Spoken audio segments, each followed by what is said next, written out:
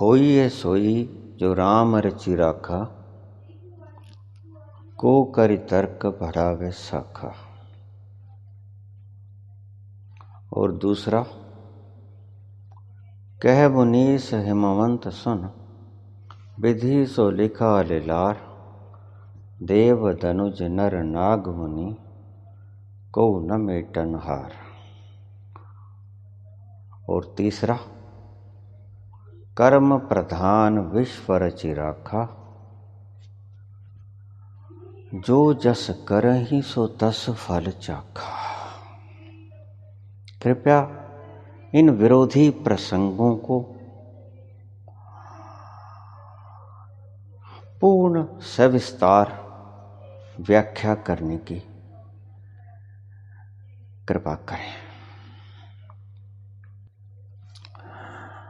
बाहर से देखेंगे तो ये प्रसंग विरोधी ही जान पाएंगे। देखिए, स्पष्टतया अगर शब्दों के अर्थों को देखेंगे,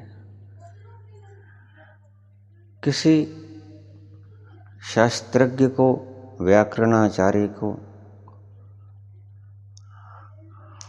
मास्टर्स को, अध्यापकों को पूछेंगे तो वे इनके अर्थ विपरीत ही बताएंगे आपको।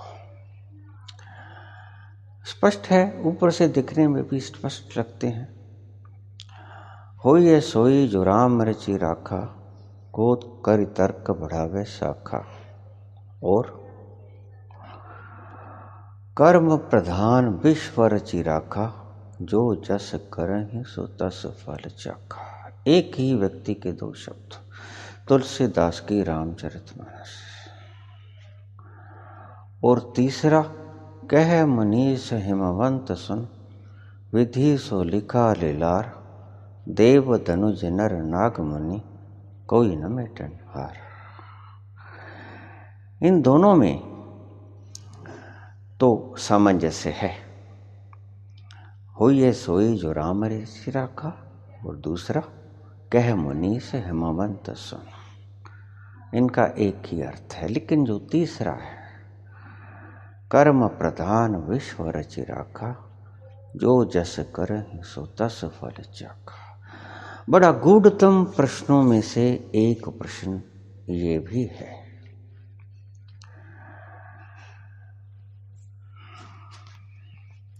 दोनों का मतलब बिल्कुल विपरीत है।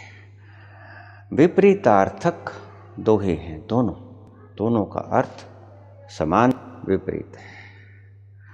सो आप इसे समझने की चेष्टा करें कि ये प्रसंग कैसे कहे गए। मुझसे लोग पूछ लेते हैं कि ईश्वर है, तो मैं उनसे पूछता हूं कि आपका क्या विचार है। एक व्यक्ति कहने लगा कि मेरे विचार में ईश्वर नहीं है। मैंने कहा क्यों? कारण? कहता कारण ये कि परसों मेरा बेटा छत पे से गिर गया और उसकी एक टांग टूट गई, 6 महीने के लिए प्लास्टर, हाथ भी टूट गया। मैंने कहा ठीक। और पास ही एक व्यक्ति बैठा था, वो कहता नहीं ईश्वर है। मैंने कहा वो कैसे? कहता मेरा बेटा, मैंने जो सोचा था कलेक्टर लग जाए, वो लग गया, इसलिए पक्का है कि ईश्वर है। तो तुम्हारा बेटा कलेक्टर लग जाए तो ईश्वर है, और तुम्हारे बेटे की हड्डी टूट जाए तो ईश्वर नहीं है। ईश्वर होने के प्रमाण आप बिल्कुल तथ्यहीन प्रमाण दिया करते हो, जिनसे ईश्वर के होने या ना होने से कोई संबंध नहीं होता। अब भला ऊपर से गिरेगा तो तुम्हें सोचना चाहिए कि ऊपर जो मनेरा है, तुम्हारा मंडेर बांधिए हो ऊपर, वो ऊंची करवा दो। अगर ऊपर से खाली रखोगे और आसपास सपोर्ट नहीं दोगे, आप दीवार खड़ी नहीं करोगे, तो बच्चा किसी वक्त भी कर सकता है, तुम भी किसी वक्त कर सकते हो। टांग टूटेगी ही टूटेगी ऊपर से गिरोगे तो। लॉ ऑफ ग्रेविटेशन ने तो अपना काम करना ही है। और जहां तक संबंध है कि तुम्हारा बेटा कलेक्टर लग गया, उसने मेहनत की होगी या वही प्रश्न आ गए होंगे जो उसे पता होगा, संयोग की बात है। लेकिन इन दोनों बातों में ईश्वर के होने या ना होने का कोई प्रमाण नहीं। तुम्हारी आस्तिकता और नास्तिकता इन्हीं बातों के ऊपर निर्भर करती है। तुम गरीब हो, मेहनत करके रोजी रोटी नहीं कमा सकते, इसलिए ईश्वर नहीं है। और तुम्हें पुश्तैनी जद्दी खूब जायदाद मिल गई है, कारें हैं, बंगला है, सब कुछ है, मान है, इज्जत है, तो ईश्वर है। लेकिन इनके ईश्वर के साथ होने और ना होने का कोई संबंध नहीं। यह प्रमाण तथ्यहीन एवं तर्कहीन है। जब मैं पूछता हूं कि तुम्हारा बेटा ऊपर से गिर गया और उसकी टांग ना टूटती तो कहता फिर वो ईश्वर था, फिर ईश्वर है। ऊपर से गिर जाए, टांग ना टूटे तो ईश्वर है। और मैंने कहा अगर तुम्हें पैतृक संपत्ति न मिलती, जमीन जायदाद, कैश, ज्वेलरी, मान सम्मान, बंगला, कोठी सब न मिलती तो ईश्वर नहीं है।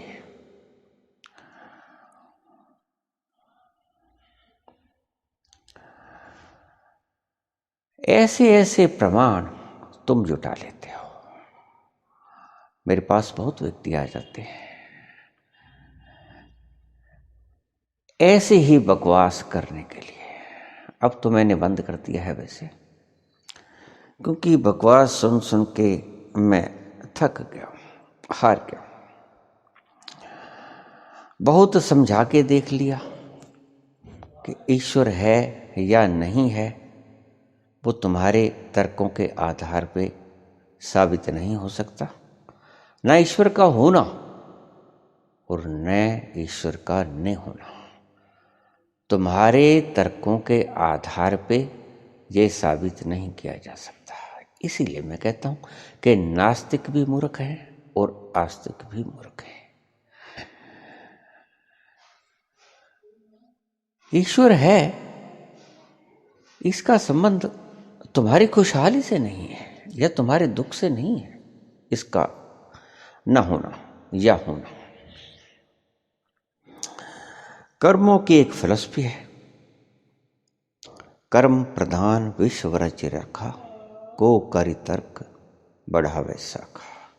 तुलसीदास कहते हैं कि ये जो विश्व रचा है प्रभु ने, ये कर्म प्रधान रचा है, जो जैसा करेगा वैसा फल चखे। मेरे पास एक व्यक्ति आए, अटपटा सा सवाल पूछा, ईश्वर ने ये सृष्टि क्यों बनाई? मैंने एक बार तो सिर खुजाया। मैंने कहा क्यों, अच्छी नहीं लगी क्या? नहीं भाती उसकी कृति? नहीं भाई उसकी देन आपको? कहता नहीं, अच्छी नहीं लगी उसकी सृष्टि। तो मैंने कहा फिर दूसरा विकल्प तुम्हारे पास है? कहता काहे का? मैंने कहा जब अच्छी नहीं लगी उसकी सृष्टि तो दूसरा विकल्प मौजूद है। पहली बात तो अगर अच्छी नहीं लगी तो मृत्यु खुद ही आ जाएगी, नहीं तो अगर खुद तक का आप इंतजार नहीं कर सकते तो विकल्प मौजूद है। ये नहर है, ये तलवार है, ये सुसाइडल तकनीकें हैं, ये रेलगाड़ियां हैं, ये सब तुम्हें निजात दिलाने के लिए है। ये दोहरा काम करती हैं, हमें गंतव्य तक पहुंचा दिया करती हैं रेलगाड़ियां, हमें जहां जाना है वहां पहुंचा दिया करती हैं।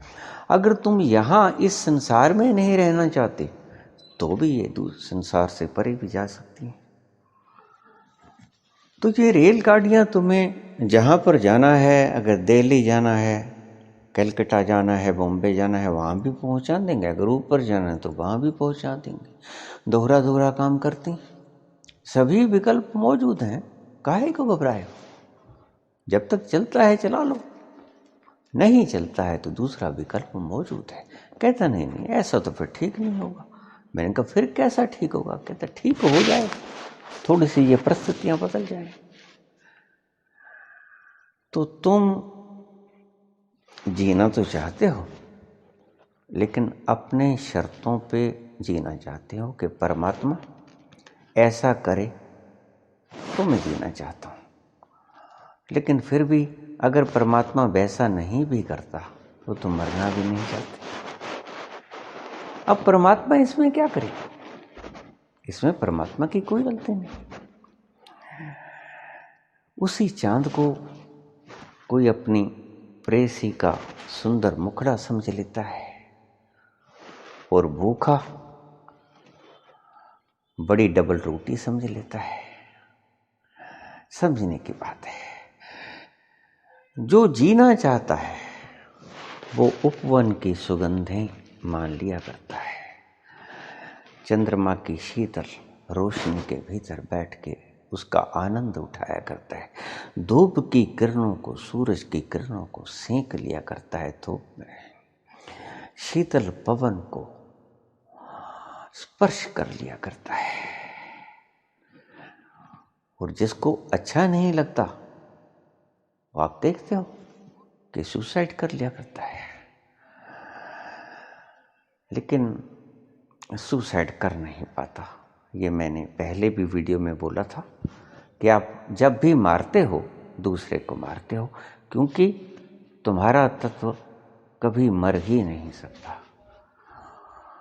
कोई इंतजामात नहीं है तुम्हें मारने के लिए। यू कैन नॉट डाई, किसी भी कीमत पे। न शस्त्र काट सकता है, न अग्नि जला सकती है, या न वायु सुखा सकती है, न पानी गला सकता है। तुम अजर हो, तुम अमर हो।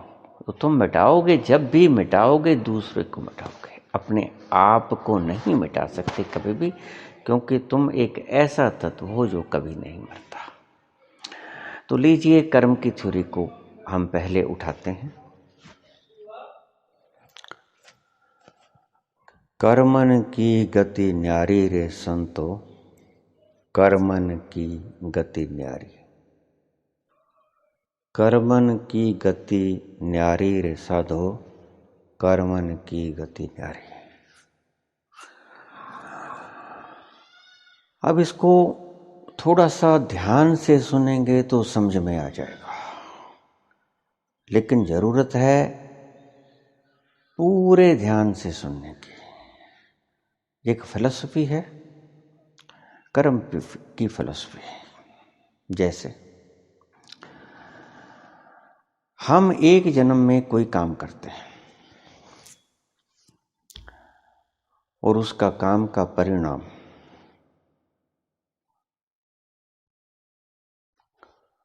हमें मिलना होता है, क्योंकि हर एक कर्म का परिणाम होता है बराबर और विपरीत। Every action there is an equal and opposite reaction. हर एक कर्म का प्रतिक्रम होता है बराबर और विपरीत। तो आपको अपने कर्म जो आप करते हो उसको वो उसके कर्मों का फल भी भोगना आपका ही जिम्मा बनता है।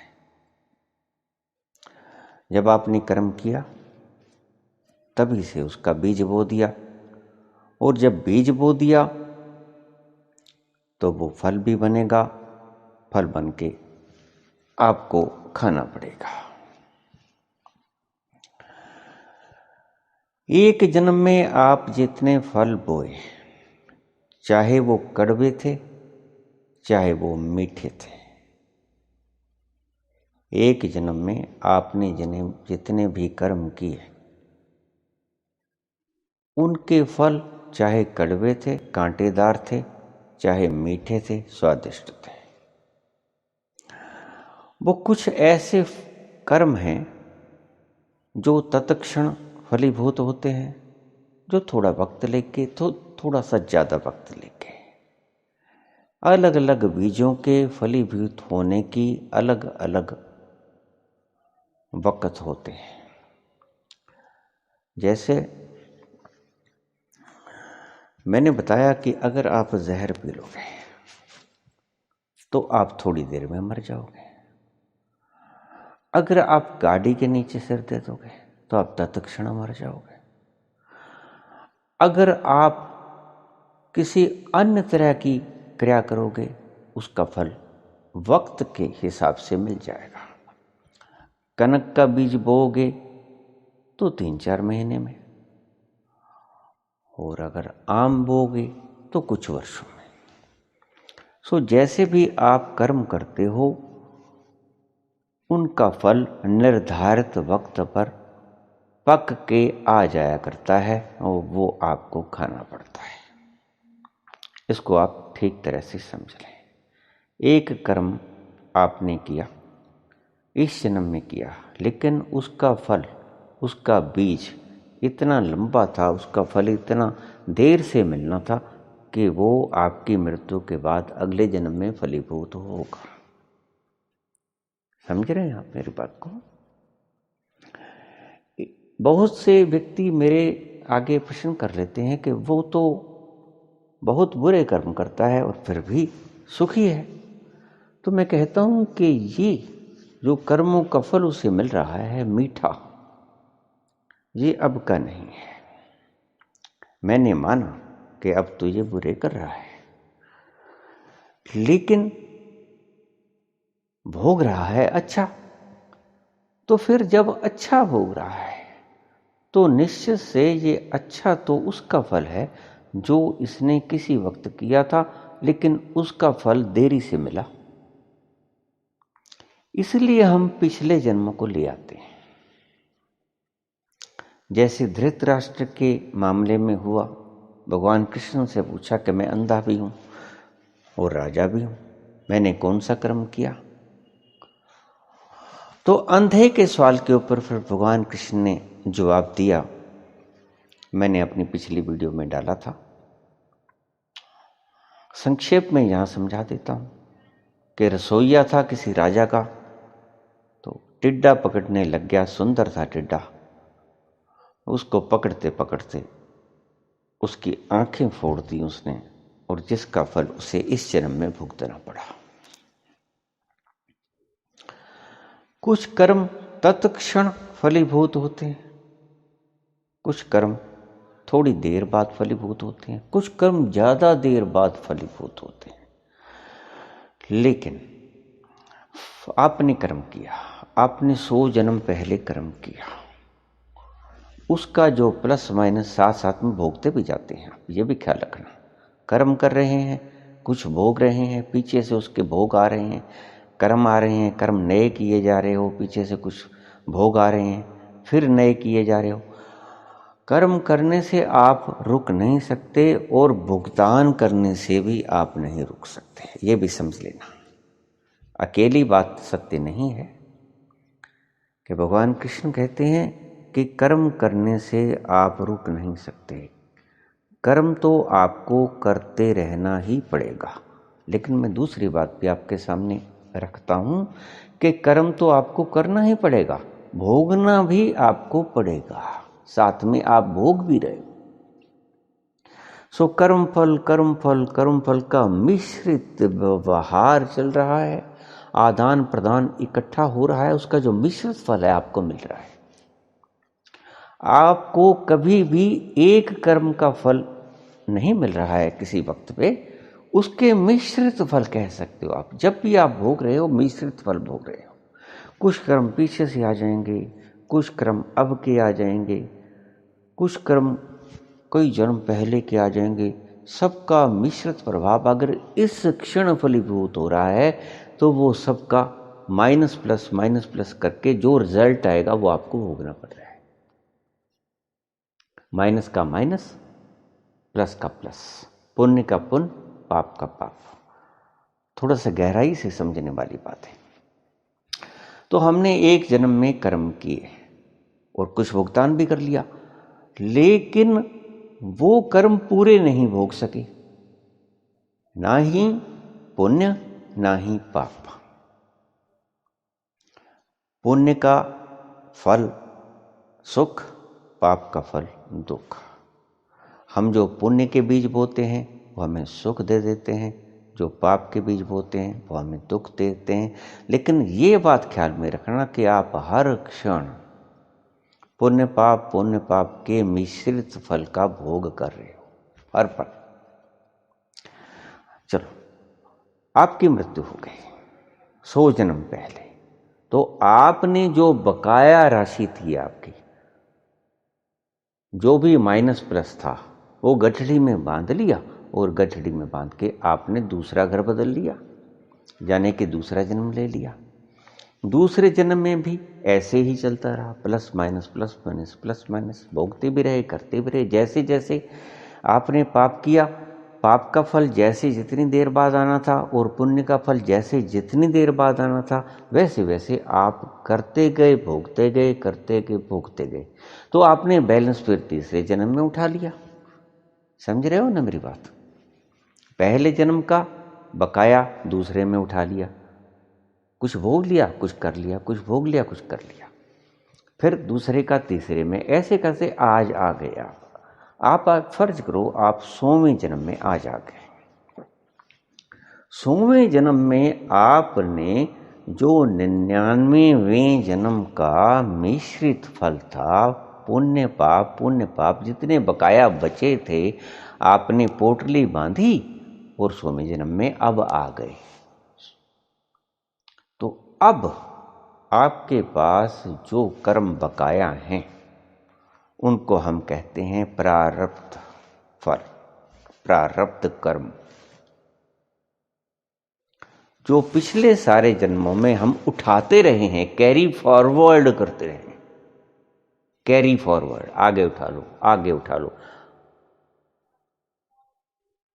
तो कैरी फॉरवर्ड जो हम कर रहे हैं, ये जो मुनीम लोग हैं, अकाउंटेंट्स हैं, या जो बनिए लोग हैं, व्यापारी हैं, ये अपनी बहियों को जब बदलते हैं तो अगले साल के ऊपर जब अगले सेशन में लेके जाते हैं तो ये कैरी फॉलो कर सकते हैं कि कैश इन हैंड पिछले साल का इतना, देना इतना, लेना इतना, इस इससे लेना, इस इसका देना। ठीक, ये आपने मिश्रित फल जो है उठा के पोटली बांधी और इस जन्म में आ गए। अब इस जन्म में जो आपका पिछला बकाया है, वो चाहे पुण्य है चाहे पाप है, होंगे तो दोनों ही, पुण्य भी होगा पाप भी हो जाएगा। तो आप इस जन्म में जो कर्म लेके आए हैं बकाया, उनको हम कहते हैं प्रारब्ध कर्म। पहले तो आप इस व्यवस्था को ठीक से समझ लो, कर्म की ये फिलॉसफी आप ठीक से समझ लो कि सभी जन्मों का जो बकाया रह गया है आज तक, इस जन्म के शुरू होने तक, वो आपका प्रारब्ध कर्म है। अब आपका ये जन्म शुरू हुआ तो इस जन्म में भी वो ही फिलॉसफी दोहराने को है। पुण्य करोगे सुख, पाप करोगे दुख, प्लस माइनस चलता रहेगा। पिछले में बकाया जुड़ते रहेंगे, भोगते रहोगे, फिर और करते रहोगे, भोगते रहोगे। जो भी है, सुख है या दुख है, दोनों को मैं बीच में ही रख रहा हूं। और यह जब तक तुम मुक्ति में पहुंच न जाओगे तब तक यह कर्म का भोग चलता ही रहेगा। पुण्य कर्म का सुख, पाप कर्म का दुख। जब तक आप मुक्त नहीं हो जाते ये कर्मों की लेन देन ऐसे ही चलती रहेगी। ना आपका मन करेगा कर्म ना करने का, और ना ही ईश्वर के घर में कोई वर्षों की कमी है। जितने चाहे जन्म ले लो, ना उसके पास ईंधन खत्म होता है, ना उसके पास वक्त खत्म होता है। खूब वक्त है उसके पास। मजे से करो जो भी करना है, पुण्य करो पाप करो और भोगो। फिर अगर मजे से करोगे तो मजे से भोगना पड़ेगा। लेकिन भोगते वक्त आप सुख को तो बड़े प्रेम से भोग लेते हो, दुख को आप प्रेम से नहीं भोगते। दुख को आप मरे मरे से भोगते हो। दुखी आप मरे मरे से होते हो कि क्या करें, ये आ गया, विपत्ति आ गई, कष्ट आ गया, शरीर बीमार हो गया, ये फला हो गया, ये आप ये सुख को तो बड़े प्रेम पूर्वक भोग लेते हो। तो ये तो कर्मों की सीधी सी फिलॉसफी है। सुख चाहिए तो पुण्य कर दो, दुख चाहिए तो पाप कर दो। इसका पुण्य का फल आपको सुख मिलेगा ही मिलेगा, पाप का फल आपको दुख मिलेगा ही मिलेगा। ये चलता रहेगा। आप कितने भी जन्म तक चाहो रह सकते हो, करते भोगते करते भोगते करते भोगते। अब ये श्रृंखला खत्म कैसे होगी? अब प्रश्न यहां आके अड़ता है। ये कर्म भोग की श्रृंखला समाप्त कब होगी, कैसे होगी? वही कृष्ण भगवान एक शब्द कहते हैं, जरा गौर से सुनिए। मैंने अपनी पिछली वीडियो में बोले भी थे कि पुण्य भी बांधता है, पाप भी बांधता है। पुण्य बांधता है कि आपको सुख मिलता है, आप बंधोगे सुख, मैंने सुख भोगा, इसमें बंध जाओगे। और पाप भी बांधता है, मैंने दुख भोगा, इसमें बंध जाओगे। पुण्य भी बांधता है, पाप भी बांधता है, लेकिन पुण्य जो है वो सोने की जंजीरें हैं, पाप जो है वो लोहे की जंजीरें हैं। पाप कोई व्यक्ति करना नहीं चाहता, सत्य पूछो तो। पाप मूर्छा से पैदा हो जाया करते हैं, नहीं करना चाहते, पैदा हो जाया करते हैं। और कुछ व्यक्ति खुशी से पाप किया करते हैं। ये तो अपनी अपनी अवधारणा है। कुछ व्यक्ति पुण्य खुशीपूर्वक करते हैं, कुछ व्यक्ति पुण्य भी खुशी से नहीं करते। पुण्य भी जबरदस्ती उनसे करवाना पड़ता है। मेरे पास बहुत से व्यक्ति आ जाते हैं, मैं उन्हें कह देता हूँ कि ये कर लो, वो कहते ये तो मुश्किल है, कुछ और कर दो। अब देखो कोई भूखा है तो उसे मैं यही कहूँगा कि भाई कोई चीज़ खा लो, रोटी खा लो, कुछ और चीज़ खा लो, बाजार से खा लो, कोई मिठाई खा लो, कोई नहीं तो दूध पी लो, चाय पी लो, कुछ तो पियो, फिर भूख मिटेगी ना। प्यासा है तो मैं कहूँगा जल पी लो, जल नहीं है तो कोई और चीज़ पेय पदार्थ ले लो। तो मेरे पास लोग आते हैं तो अपने संकटों के निवारण हेतु मैं उनको उपाय बता देता हूँ कि ये आप उपाय ये करो, इससे ठीक हो जाएगा मसला। तो कुछ लोग पुण्य भी उनको जबरदस्ती करवाना पड़ता है। जब हम देखते हैं कि तकलीफ में है व्यक्ति, तो तकलीफ से कैसे इजाद होगा, इस पुण्य को करने से तकलीफ से इजाद हो जाएगा, आजाद हो जाएगा। तो हम उसे कहते हैं ये पुण्य करो, लेकिन वो पुण्य करने को तैयार नहीं होते। कुछ व्यक्ति होते हैं जो कि पुण्य स्वतः ही कर लेते हैं, खुशी से करते हैं, तो ये आपके कर्म भोग आप कर रहे हो, आपको इसका फल मिलेगा। आप अनंत काल तक ये कर्मों की श्रृंखला जारी रख सकते हो। लेकिन एक बात का ख्याल रखना कि जो आप आज भुगत रहे हो उसका दायित्व, सारा जिम्मा आपका है, और उसका सारा कर्म आपने किया है, इसलिए सारा फल आपको भोगना पड़ेगा। तो ज्ञानी काटे ज्ञान से, मूर्ख काटे रोए। भोगना तो पड़ेगा ही, रो के काट लो, हंस के काट लो, खुशी से भोग लो, दुखी से भोग लो, आपकी मर्जी। सुख से भोगोगे तो ये समझ लोगे ठीक है भाई, मैंने ही किए थे, मुझे भोगने ही पड़ेंगे। और अगर ये कहोगे नहीं मैंने तो किया ही नहीं, फिर ये क्यों आ गया, तो फिर भोगने तो पड़ेंगे ही, देखो, लेकिन दुखी होके भोगोगे।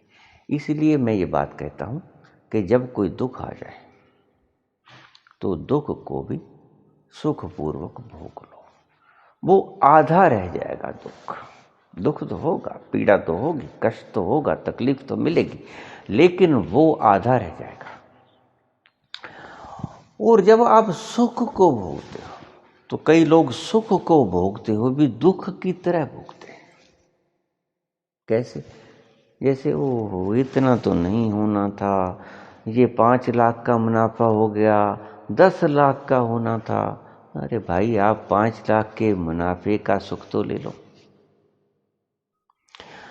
आप 5 लाख के मुनाफे का सुख तो ले लो, 10 लाख के मुनाफे की इच्छा रख के इसको भी क्यों दुख में बदल रहे हो? अब मेरी बात आपको समझ में आ रही है? कुछ लोग दुख को भी आधा करके भोगते हैं, सुखी होके भोगते हैं, तो वो आधा रह जाएगा। अगर सुख को भी अगर आप दुख पूर्वक भोगते हैं कि तमन्ना की थी कि इसमें प्रॉफिट तो 10 लाख होगा, हुआ 5 लाख, तो उसका भी आप आधा सुख भोग सको। तो मैं यही कहता हूं कि दुख और सुख तो आएंगे, पुण्य और पाप के हिसाब से।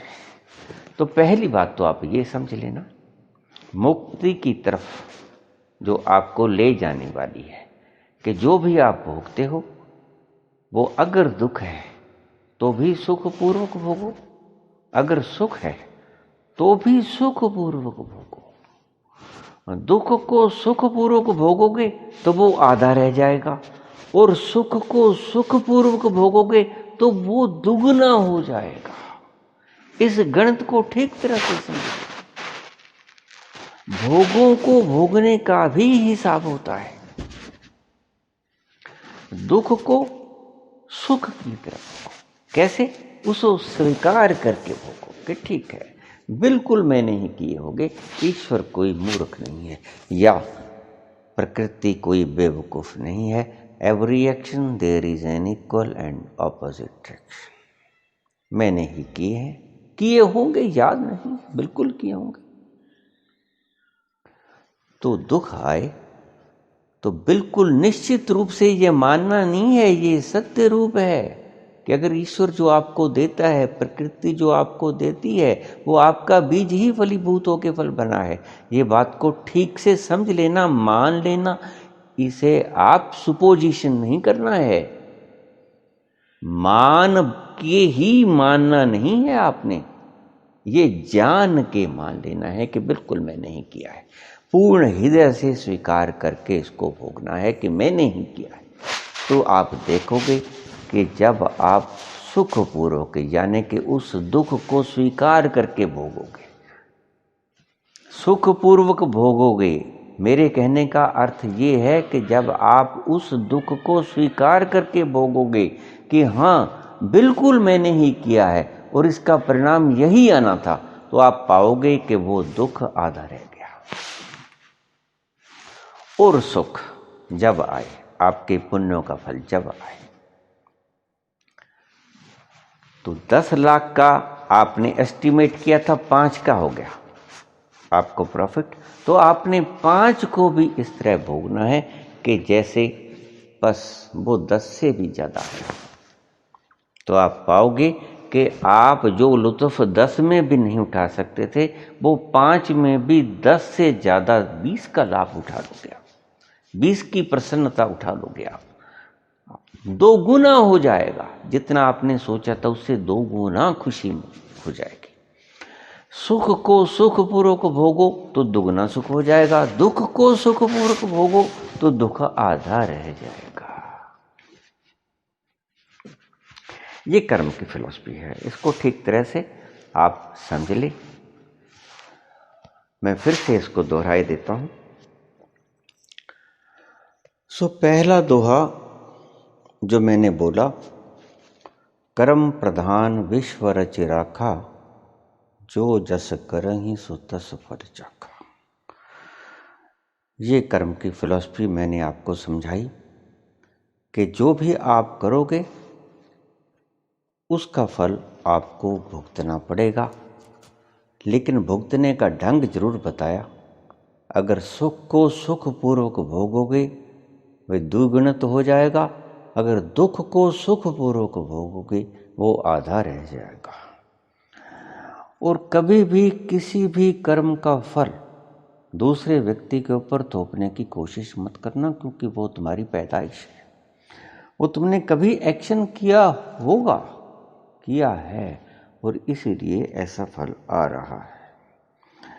जबकि तुझ बिन नहीं कोई मौजूद, जबकि तुझ बिन नहीं कोई मौजूद, फिर ये हंगामा खुदा क्या है?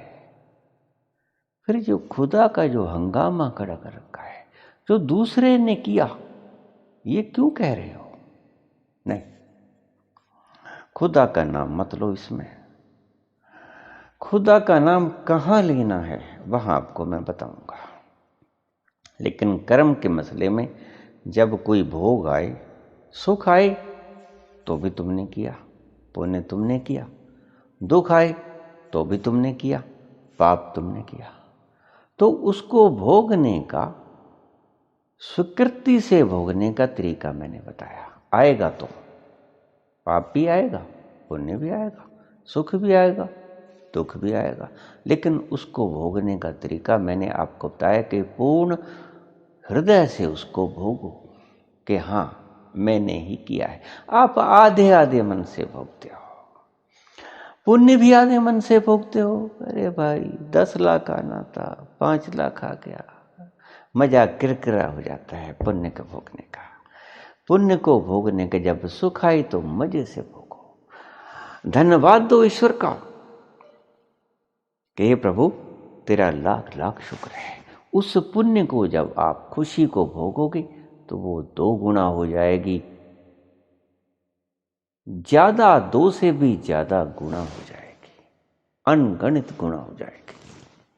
और जब दुख आए तो भी उसको भोगो, ये कह के कि फिर खुदा को बीच में क्यों फंसाऊं। गैर कहने की तमन्ना उतर गई, गैर कहने की तमन्ना उतर गई जब से अपना मुकाम देखा है। गैर कहने की तमन्ना उतर गई जब से अपना मुकाम देखा है। जब से ये पता चल गया कि तुम ही हो जिम्मेवार तुम्हारे कर्मों के। तुम जो हो आज सुखी खिले हुए या गले सड़े हुए, तुम्हारी ही पैदाइश हो, तुम्हारा ही निर्माण हो, तुम्हारी ही निर्मिति हो, तुमने ही निर्मित किया है स्वयं को। सुखी तो सुख, दुखी तो दुख, तुम ही हो निर्माता अपने सुख और दुख के। जबकि तुझ बिन नहीं कोई मौजूद, फिर यह हंगामा खुदा क्या है? फिर दूसरे के ऊपर, खुदा के ऊपर या दूसरे आदमी के, फलाने ने ये किया तो मैंने ये किया, फलाने ऐसा कर दिया तो मुझे ऐसा किया। बुद्ध के ऊपर कोई थूक गया था और बुद्ध ने अपने रुमाल से उस थूक को पोंछ लिया। तो बुद्ध ने उस आदमी से पूछा कि और भी कुछ कहना है? वो आदमी तो बड़ा परेशान हुआ। बुद्ध ने रिएक्शन तो किया, लेकिन रिएक्शन बड़ा प्यारा किया। ऐसा नहीं है कि रिएक्शन नहीं आया, लेकिन रिएक्शन बड़ा प्यारा आया। रिएक्शन जो समझा था वैसा नहीं आया, उसके बिल्कुल विपरीत आया। सोचा था कि बुद्ध गुस्से हो जाएंगे, तमतमाएंगे, लाल हो जाएंगे, गाली गलौज करेंगे, अपने शिष्यों से बोल देंगे कि पटक दो उसको, लेकिन बुद्ध ने ऐसा कुछ नहीं किया। बुद्ध ने कहा कि और भी कुछ कहना है, ये तो मैं समझ गया कि कुछ ऐसा कहना चाहते थे जो शब्दों में नहीं आता था, जो थूक के ही प्रकट किया जा सकता था। इसलिए तूने मेरे ऊपर थूक दिया। लेकिन वो आदमी बेचैन हो गया, सारी रात सो ना सका। सुबह आके उसने बुद्ध के कदमों में अपना सिर रख दिया कि प्रभु मुझे क्षमा कर दो। सो तरीका ये भी हुआ करता है, तरीका वो भी हुआ करता है। तरीका ये भी है जैसे बुद्ध ने किया, और तरीका वो भी है कि जैसे आनंद ने कहा कि भंते हमें बता दिया होता, हमें थोड़ा इशारा कर दिया होता, हम 50,000 भिक्षुक किस लिए बैठे, हम इसकी बोटी बोटी खिला देते। ये आनंद की सोच थी और वो बुद्ध की सोच है। आनंद की सोच है कि हम इसकी बोटी बोटी खिला देते, थोड़ा इशारा तो कर दिया होता। देख रहा था मैं, मुझसे सहन ना हुआ कि मेरे भगवान के ऊपर कोई थूक जाए। लेकिन आपने कोई प्रतिक्रिया ही ना दी। आपने उससे पूछा कि कुछ और भी कहना है। ऐसी उम्मीद तो थूकने वाले को भी न थी। तो वो गया, रात्र को सो ना सका। आज मैं देख रहा हूं ये जो एजिटेशंस हो रही हैं, गरीब लोग, मेहनतकश लोग अपना हक मांगे जा रहे हैं, और हक देने वाले कह रहे हैं कि हमने तो आपको हक से भी ज्यादा दे दिया है। कमाल की बात। तुम किसी को कह दो कि ये खीर खा लो, और दूसरा व्यक्ति कहे कि नहीं, मेरे को पहले से लूज मोशन है, मैंने नहीं खानी है, और तुम उस खीर की प्रशंसा करते हो कि बड़ी स्वादिष्ट होती है, बड़ी पौष्टिक होती है खुराक, इसको खाओ, खाना ही पड़ेगा। भाई जब उसको पाचन ही नहीं होता, पहले जो खाया वो ही पाचन नहीं होता, तो वो नहीं खाता, तो उसमें क्या कसूर है? वो जब मांगता ही नहीं तो उसको क्यों खिलाई जाती है?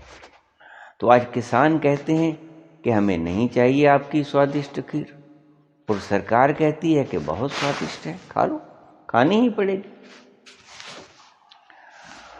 तो ये तो प्रसाद ना हुआ, ये तो विष हो गया। ये अमृत कैसे हुआ? ये तो विष हो गया। और देखिए, जो आपकी स्वतंत्र इच्छा के विपरीत कराया जाता है, वो चाहे आपके हित में ही क्यों ना हो, वो विष है। क्योंकि आपकी पूर्ण स्वतंत्रता छीन ली जाती है, और जहां स्वतंत्रता छिन गई वहां आपकी खुशी छिन गई। महात्मा गांधी ने हमको क्या दिया? कुछ नहीं दिया, सिर्फ आजादी की सुख। बंधनों से मुक्त हो गए हम, अंग्रेजों की गुलामी से मुक्त हो गए। ये सभी शहीद आजम भगत सिंह, जितनी भी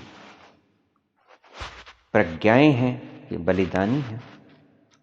किसी भी तरह का बलिदान किया, कलम से किया, लिख के, बोल के किया, बुद्धि से किया, बल से किया, समझ सूझ से किया, बलिदान दे के किया, खुद मर के किया, लेकिन जिसने भी सहयोग दिया उन्होंने सबने मांगा तो कुछ था, आजादी मांगी थी, लेकिन अगर किसी को मृत्यु मिल गई उन्होंने मृत्यु भी स्वीकार की। किसी को भूखा रहना पड़ा तो उसको वे भूखा भी रहे, लेकिन काहे के लिए? आजादी के लिए। आजादी हमारा परम अधिकार है जो कि परमात्मा ने भी हमें सौंपा है। परमात्मा कभी नहीं कहता अगर आप कत्ल भी करते हो तो परमात्मा आपको रोकता नहीं। परमात्मा कहता है मजे से करो, मजे से करो, और फिर मजे से भुगतना भी इसका फल। यह भी ख्याल में रखें। याद रख मेरी हस्ती है अगर तेरी भी हस्ती है। याद रख मेरी हस्ती है अगर तेरी भी हस्ती है। अगर मिट जाऊंगा मैं तो सलामत तू कहाँ होगा। अगर मिट जाऊंगा मैं तो सलामत तू कहाँ होगा। ये थोड़ा 2 रातें छोड़ो, खुले आसमान में सो के तो देखो।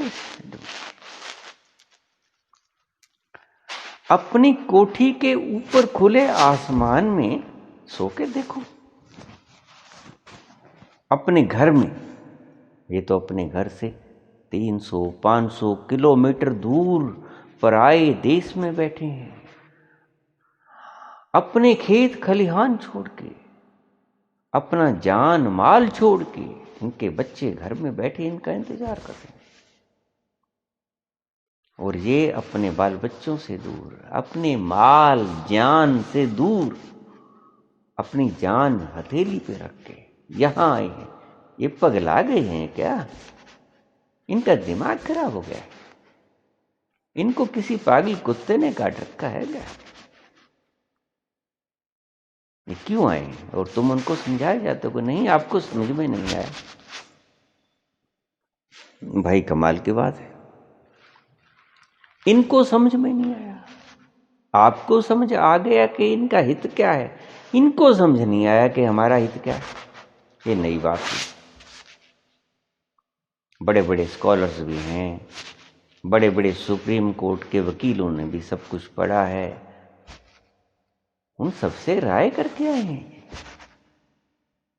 उन सबसे पढ़वा के आए हैं जो आपने पास किया है चुपचाप। देश तो पहले ही मरे जा रहा था, आपने 3 महीने कैद करके वो चुपचाप अपनी मीटिंग बुला के ये प्रस्ताव पास कर दी। ऐसे चोरों की तरह प्रस्ताव पास करने की आवश्यकता क्या थी? आप खुले में आते इनसे पूछते कि देखो भाई, हम आपको ये तकलीफ है, हम आपको आपकी तकलीफ इस तरह दूर कर रहे हैं। ये तो था लोकतंत्र। आप कहते कि देखो भाई, आपको ये तकलीफ है और आपकी तकलीफ हम इस तरह से दूर किए जाते हैं। और क्या आप इस बात के लिए सहमत हैं? जिनके लिए कानून बनाया जाता है, राजा को उससे सहमति अवश्य ले लेनी चाहिए, वो ही योग्य राजा होता है। अगर राजा जिसकी वफा के लिए कानून बना रहा है उसकी सहमति ही नहीं होगी तो वो पाप है, वो पुण्य नहीं होगा। धक्के से खीर खिलाने की चेष्टा मत करो, धक्के से पौष्टिक द्रव्य देने की चेष्टा मत करो। देखो, मैं तुम्हें आज एक उदाहरण देता हूं। आपके ही तथाकथित हिंदू राष्ट्र के निर्माता, हिंदू महासभा के प्रधान, जिन्हें आप वीर सावरकर कहते हो, ध्यान से सुनना मेरी बात को, जिन्हें आप वीर के खिताब से सुशोभित किए हो, वो पता है कैसे मरे? अंतिम,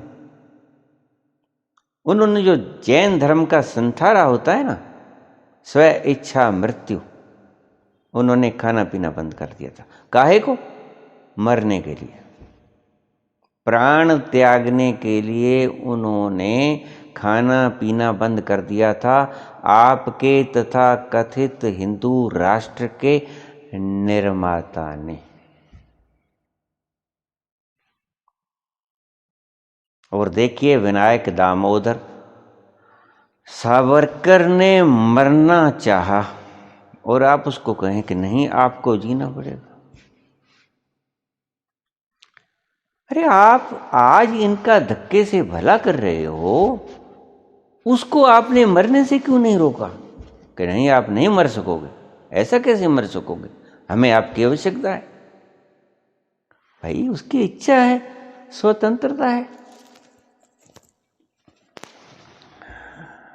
मैं इस धारा को, जो धारा लगी थी आत्महत्या की, उसके ऊपर कानून चला करता था, उसको एक अपराध माना जाता था, आत्महत्या को एक अपराध माना जाता था। तो मैं बड़ा हंसा करता था कि आप रोकोगे कैसे, मरना भी अपराध है। तो फिर आपके वीर सावरकर भी मरे, भूखे मरे, भूख से मरे।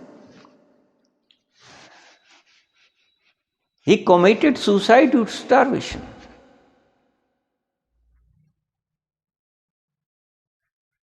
लेकिन आपने उसको तो रोका नहीं कि आप नहीं मर सकते। क्यों? क्योंकि उसने स्वतंत्रता से मरना चुना। वो अपनी स्वतंत्रता में आपको बाधा नहीं बनाना चाहता था। आप कह के देखते, बहुतों ने कहा भी होगा, कहा भी, लेकिन कहाँ टला वो, उसने कुछ नहीं खाया। उनका ठीक। विनोबा भावे ने भी यही पद्धति अपनाई, भूखों मरे, आखिर में अनशन रख के मरे, जैसे जैन मुनि संथारा से मरते हैं। भाई आपकी आजादी है, आप मरना चाहते हो, नहीं दिल करता जीने का, नहीं दिल करता और जीने का, तो फिर मरो, ठीक है, अपनी इच्छा से मरो। किसी की आजादी को छीनना सबसे बड़ा अपराध है, ईश्वर की दृष्टि में भी और आपके संविधान की दृष्टि में भी। आप किसी की स्वतंत्रता का अधिकार नहीं छीन सकते। आप नहीं कह सकते किसी को कि खीर खानी ही पड़ेगी, खोए की बर्फी गाजर पाक बहुत बढ़िया है, ये रसगुल्ला बीकानेरी है, खाना ही पड़ेगा। ये आपकी मन मर्जियां स्वतंत्रता के मामले में चलने को नहीं है। तुम कहते हो आपके हित में है, तुमने समझा बुझा के भी देख लिया, और वो कहते हैं कि नहीं हमारे हित में नहीं, हम नहीं खाएंगे, हमने बलवान होना ही नहीं है, हमें पौष्टिकता चाहिए ही नहीं। तो फिर आप धक्के से उनको पौष्टिकता दोगे, धक्के से आप उनको स्वादिष्ट पदार्थ खिलाओगे? नहीं, आप उनकी आज़ादी पर वार नहीं कर सकते। ये संविधान की धारा के खिलाफ है, बुनियादी धारा के, मूलभूत धारा के खिलाफ है कि आप किसी की आज़ादी नहीं छीन सकते। जब उसको चाहिए ही नहीं, ये तो एक अपराध हो गया। आप दंड क्या देते हो फिर? ये तो दंड दे दिया आपने। जब कोई व्यक्ति अपराध करता है तो आप उसकी स्वतंत्रता छीन के उसको बंधन में कर देते हो, जेल में कर देते हो। जेल का मतलब क्या? आपने उसकी आज़ादी छीन ली, तो उसको दंड दे दिया ना। उसने अपराध किया, आपने उसको जेल में डाल दिया, यानी कि उसकी आज़ादी छीन ली, यानी कि उसकी स्वतंत्रता का हनन कर दिया। उसने कोई अपराध किया था, तो किसानों ने क्या अपराध किया है जो उनकी स्वतंत्रता को छीना जा रहा है? ये कहते हैं कि हमें नहीं खाना है तुम्हारा ये माल, जिसको आप स्वादिष्ट कहते हो, जिसे आप खीर नहीं खानी है, हमें नहीं चाहिए अपना भला। ये स्वतंत्र है। अगर ये मरना चाहते हैं, ये कहते हैं कि हम तो मरेंगे, अगर इसके बिना मरेंगे तो मरेंगे। आप हमें काहे बचाए जाते हो? आपने अपने वीर सावरकर को तो बचाया नहीं। फिर अगर ये मरना चाहते हैं तो आप इनको बचाने को इतना करुणावान काहे को बने हुए हो? कहीं ऐसा तो नहीं है कि दाल में कुछ काला है? मुझे तो सारी दाल ही काली नजर आती है। क्योंकि देखिए, जो अतीत में आपने, आप अपना विश्वास खो बैठे हो। सच में पूछो तो आप जनता को इस चीज का उलाहना नहीं दे सकते। राजा जी, आप जनता को इसका उलाहना नहीं दे सकते। क्यों? क्योंकि जनता ने आपके ऊपर घोर विश्वास किया। क्या कुछ तो नहीं उभर के आया। मोदी है तो मुमकिन है, इससे बड़ा नारा बेचारे क्या दे सकते हैं। इतना विश्वास किया तभी तो 303 के ऊपर पहुंचे आप। विश्वास किया तभी तो पहुंचे, अन्यथा अगर इन्होंने ही तो वोट डाला था, नहीं तो आप इतनी सीटें कैसे लेके जाते। इन्होंने विश्वास आपको दे दिया, अपने हाथ कटवा के आपको बल दे दिया, तो आप इनको उलाहना बिल्कुल नहीं दे सकते। इन्होंने तो बहुत विश्वास किया। आपने कहा, मुझे याद है प्रथम प्रधानमंत्री जवाहरलाल से लेकर आज तक के वर्तमान प्रधानमंत्री, मैं सभी को मैंने सुना है, अच्छी तरह से सुना है, अच्छी तरह से देखा है। मैं जवाहरलाल के बोलने का भी गवाह रहा हूं। उसके बाद जितने भी आए, लाल बहादुर, इंदिरा, राजीव, जितने भी आए, सभी को सुनने का मैं गवाह हूं। मोदी जी को भी सुना। अच्छे दिन आएंगे, काला धन लाएंगे, हर की जेब में 15 लाख आएंगे। 2 करोड़ बेरोजगार बेचारे आपके मुंह की तरफ देख रहे हैं खड़े। 6 साल बीत गए, 2 करोड़ 1 साल के, 12 करोड़ बेरोजगार, जिनको आपने रोजगार देना था 6 वर्षों में, वो आपके मुंह की तरफ टुकर टुकर करके झांक रहे हैं कि कब राजा जी हमें रोजगार देंगे। और आपने तो धंधा ही नहीं अपना लिया, आपने तो पॉइंट ही टर्न कर दिया। कभी हिंदू मुस्लिम खड़ा कर लेते हो, कभी कोई बाबीला खड़ा कर लेते हो। अरे भाई, धारा 370 को खत्म करो, कौन रोकता है। राम मंदिर बनाओ, कौन रोकता है। 3 तलाक खत्म करो, कौन रोकता है। लेकिन जो वायदे हैं वो तो पूरे करो। बेरोजगारों को तो रोजगार चाहिए। आप मंदिर बनाते हो कि नहीं बनाते हो, उनको उनका पेट तो रोटी मांगेगा कि नहीं मांगेगा, उनके बच्चे तो रोटी मांगेंगे कि नहीं मांगेंगे। तो उनकी रोटी का इंतजाम जो करना था वो कहां गया, बताओ। इसीलिए तुमने वोट दिया था ना। अच्छे दिन आएंगे, अच्छे दिन आएंगे। लाखों किसान अपनी धरती को छोड़ के सर्दी में, दिसंबर की सर्दी में इतने दिनों से यहां बैठे हैं, आपको दिखाई नहीं पड़ता क्या?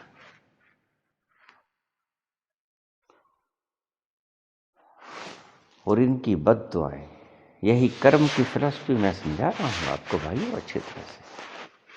मैं अगर किसी के विपरीत भी बोलता हूं तो आपको कर्म की फिलॉसफी समझा रहा हूं, उस बात से आप डाइवर्ट मत हो जाना। मैं कर्म की फिलॉसफी आपको बता रहा हूं।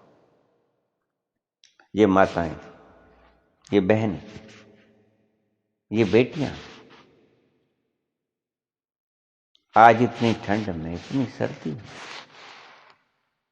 जहां इन आप रजाइयों में घुस घुस के बैठे हो, हीटर लगाए हो, आपको वहां भी ठंडी लगती है। और एक खुले आसमान में बैठे हैं, और आप इनको पीटते हो इतनी ठंड के। पानी की बौछारों का इस्तेमाल करते हो, आंसू गैस के गोले छोड़ते हो। क्या कसूर किया है इन्होंने? अरे मृत्यु दंड क्यों देते हो इनको? इन्होंने कोई कत्ल किया है क्या? शांति पूर्वक प्रदर्शन करना इनका अधिकार है। जो सड़कें इनके पैसों से बनी है, इन्होंने टैक्स अदा किया है, किसी भी रूप में किया है, उनके पैसों से आपने सड़कें बनाई हैं और उनका मार्ग अवरोध कर रहे हो। आपको डर है कि हमारे गले में आके हाथ डालेंगे। मुझे याद आई एक बात, जवाहरलाल बोल रहे थे, हमारे यहाँ शहर में आए थे, तो मैं उनको सुन रहा था। उन्होंने एक बात बताई, कहते मैं बोल रहा था कहीं, वहाँ पर एक जमींदार ने आके मेरे कॉलर को पकड़ लिया। पहले तो मेरे सुरक्षाकर्मी ने रोका, लेकिन मैंने कहा नहीं, आने दो इनको, आने दो, इनको अपनी बात कहने का अधिकार है, बड़ी मुश्किल से तो इनको आज़ादी मिली है। तो जमींदार आया, उसने जवाहरलाल का कॉलर पकड़ लिया।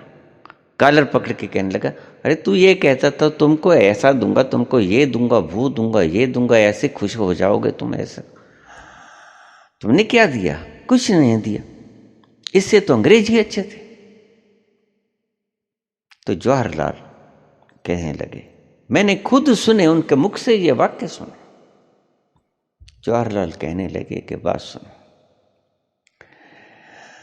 आज एक साधारण नागरिक भारत का प्राइम मिनिस्टर ऑफ इंडिया के गिरावे में हाथ डाल के, कॉलर में हाथ डाल के, खुले आम स्टेज के ऊपर लोगों के सामने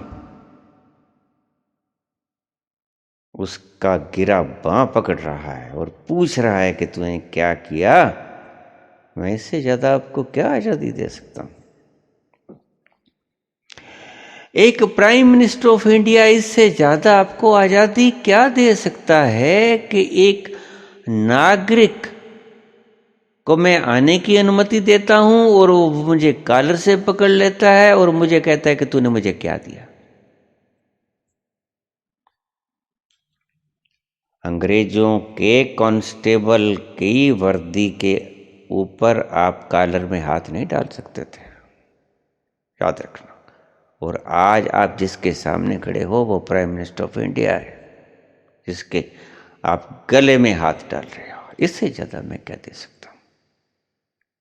और आपको ये डर था कि जाके मेरे गले में हाथ डाल लेंगे, कहीं ये आ ना जाए।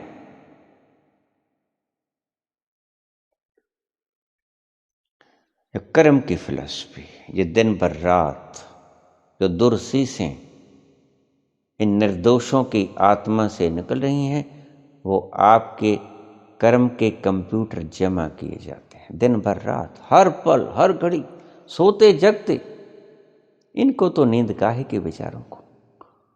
तो कोई ट्रैक्टर ट्राली में सुबह मरा पड़ा दिखता है, कोई रास्ते में आपके पानी की बौछारों को सहन नहीं कर सका, मर गया, मर गया, बस आपके लिए तो मर गया, कोई बात नहीं। इतनी आबादी है, एक आदमी कम हो गया, क्या बात है। लेकिन जिसके परिवार पे बीती, उसको कैसे दिन गुजारने पड़ेंगे रहती जिंदगी के, उसको मालूम है।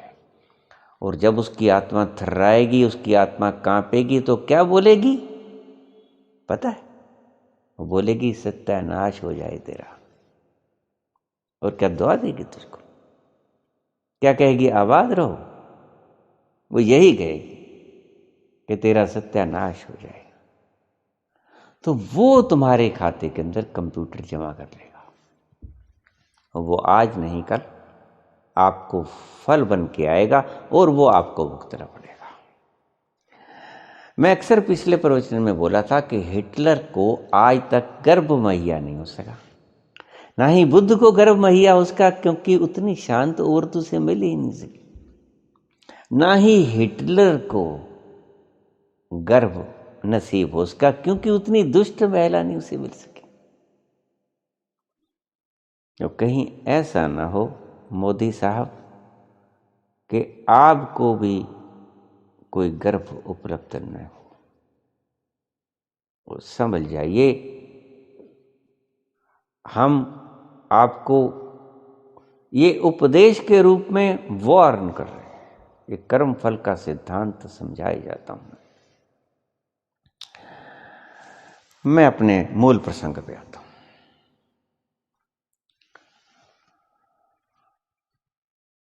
जैसा करोगे वैसा भरोगे। तुलसी ने कहा है, कर्म प्रधान विश्व रच राखा, जो जस करहिं सो तस फल चाखा।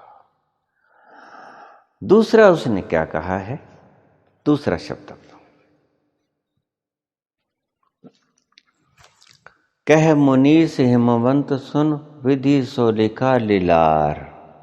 विधाता ने जो आपके लीलार में लिख दिया, देव धनुज नर नाग मुनि कोई न मिट न हार।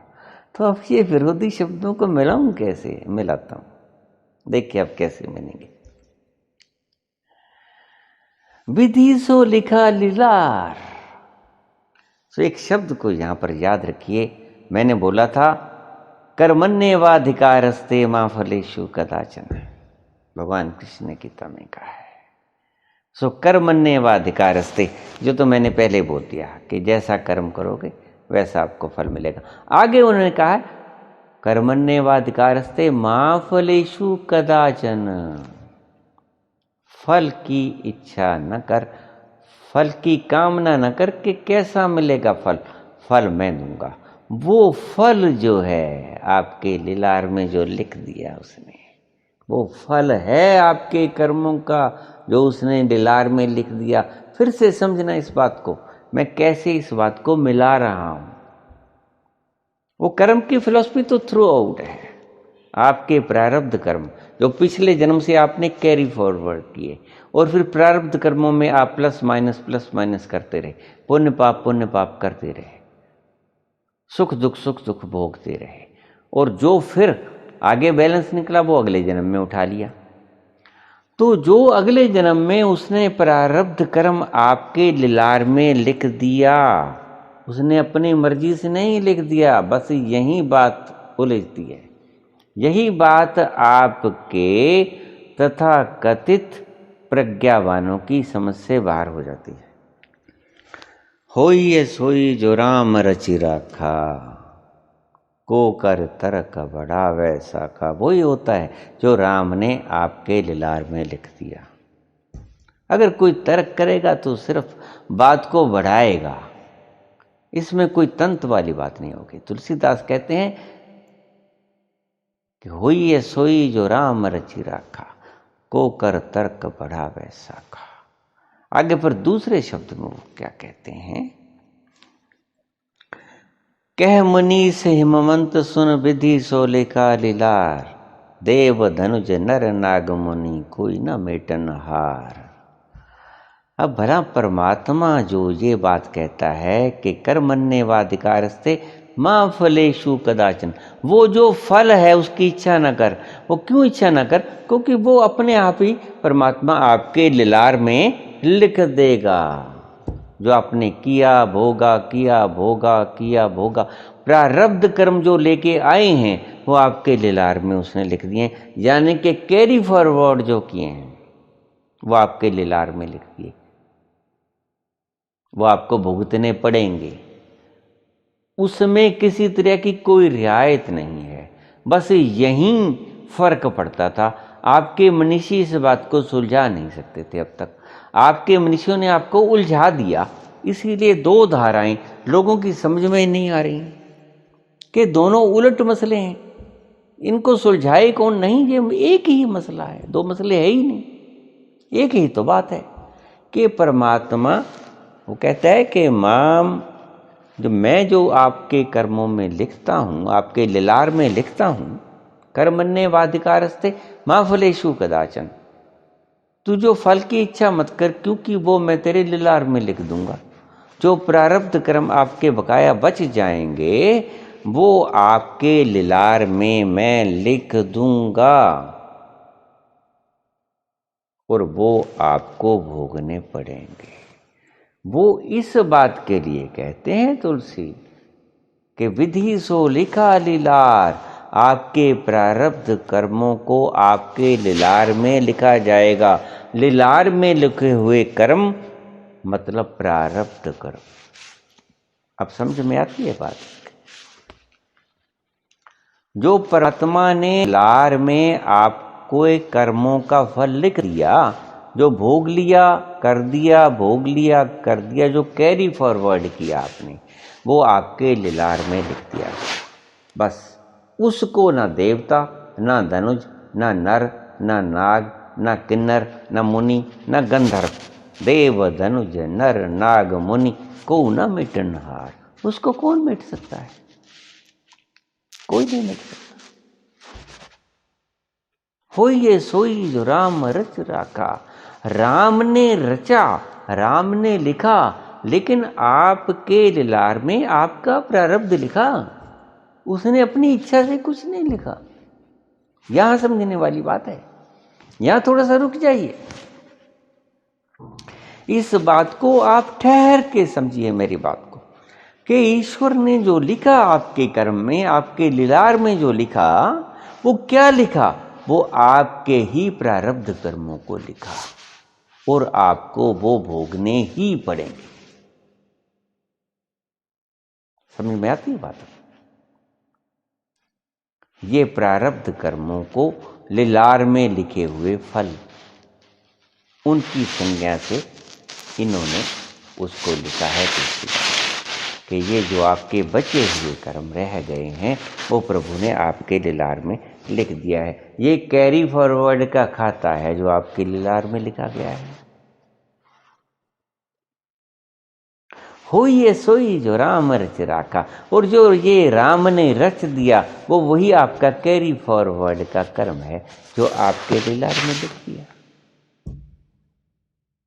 अब ये बात स्पष्ट हो गई होगी मेरी दृष्टि में। तो अगर नहीं भी अब स्पष्ट हुई तो आप फिर भी इसके ऊपर कोई तर्क कर सकते हैं।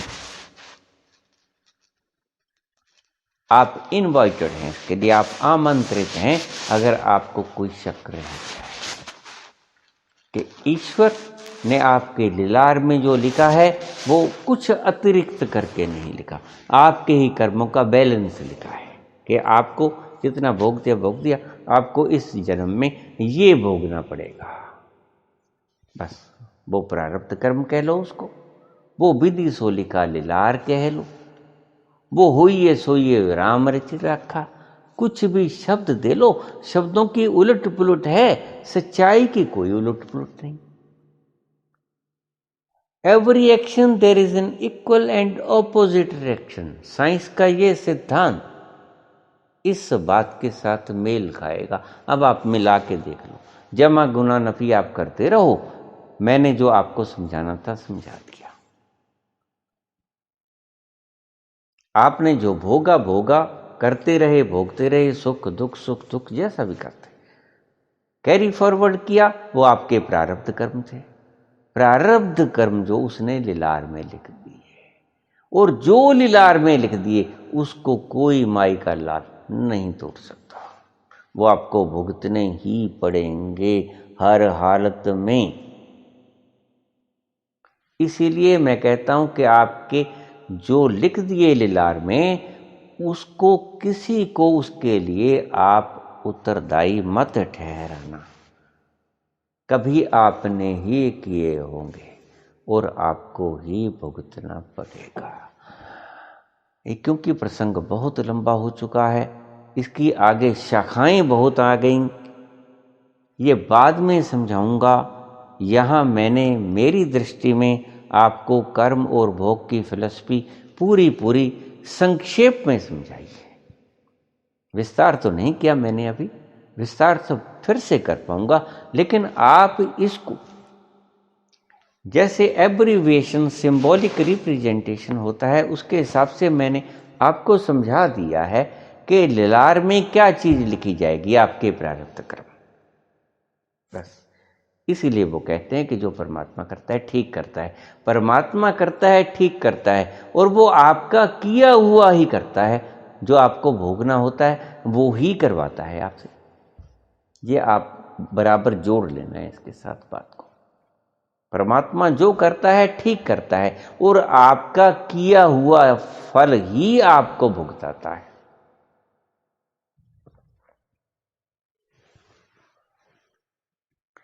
सो इस गफलत में मत रहना कि हम पाप कर लेंगे, प्रभु से क्षमा मांग लेंगे, हवन यज्ञ करा लेंगे, कोई अरदास फरियाद कर लेंगे। नहीं नहीं, दूसरे ने क्या बिगाड़ा है जिसके साथ आपने अन्याय किया है, तो उसकी न्यायकारिता पे शक उठता है। अगर वो आपको माफ कर देगा, वहां राष्ट्रपति जैसी कोई योजना नहीं होती। ये बात ख्याल में रख लेना, प्रभु के दरबार में राष्ट्रपति जैसा कुछ नहीं होता। वह माफी नहीं होती, वह भोगना ही पड़ता है। बस सिर्फ करते वक्त सावधान रहिए। इसका एक ही इलाज है, अगर दुख नहीं चाहते तो पाप मत कीजिए। पाप करते वक्त जागते रहिए। अगर दुख नहीं चाहते तो, अगर सुख चाहते हो तो पुण्य करते वक्त जागते रहिए कि ये पुण्य है ना। बस अब तीसरी फिलॉसफी रहेगी आनंद की। उसको बाद में मैं, वक्त बहुत हो चुका है। कर्म की फिलॉसफी भी अभी और बहुत समझानी विस्तृत रूप में बाकी है। और तीसरी फिलॉसफी के आनंद कैसे मिलेगा। ये तो सुख मिल गया और दुख मिल गया, दोनों परिभाषाएं मैंने आपको समझा दी कर्म की फिलॉसफी की। लेकिन आनंद कैसे मिलेगा, क्योंकि वो तीसरी अवस्था है, सुख और दुख से परे की अवस्था है आनंद। वो कैसे मिलेगा, वो आगे के प्रवचनों में मैं साफ कर पाऊंगा और कर्म की बाकी की फिलॉसफियों को विस्तार से समझा पाऊंगे। अभी आप यहीं पर मुझे विश्राम करने की आज्ञा दीजिए। धन्यवाद।